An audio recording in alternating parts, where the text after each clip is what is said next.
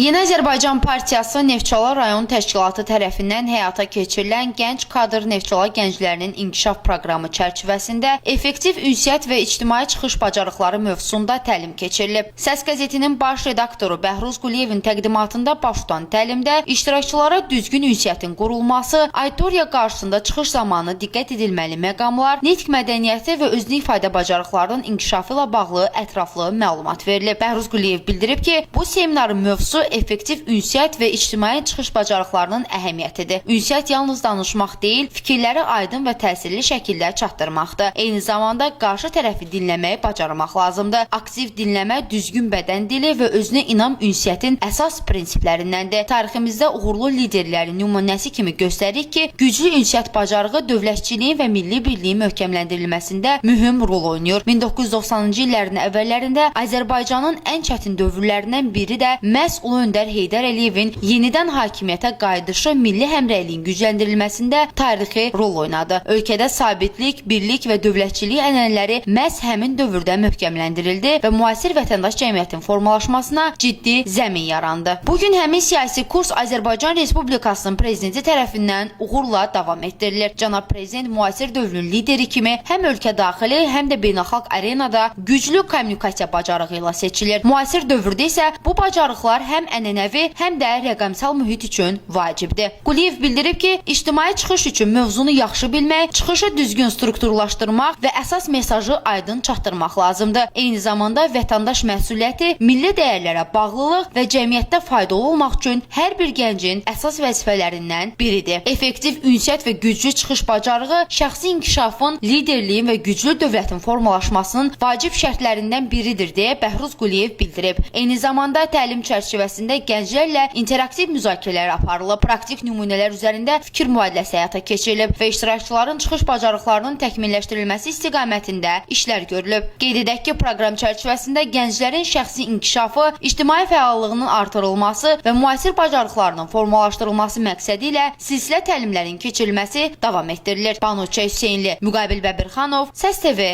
Xəbər. Çok sağ olun.